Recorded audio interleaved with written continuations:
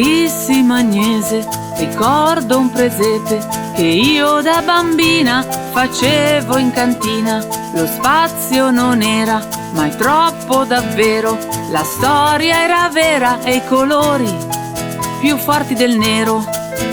Che portento pensavo ricostruire la scena, giocavo e passavo i miei giorni serena a pensare, a creare, ricostruire, disegnare un mondo per viaggiare e in un sogno volare.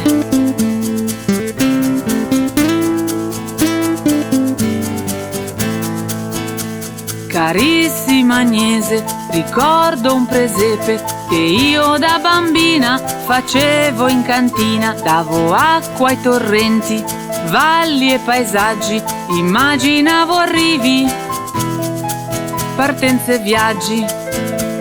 Che dire del fiume va costruito, che fare dei monti vanno creati, e il vecchio arrotino va ricolorito, e i magi eccoli sono appena arrivati.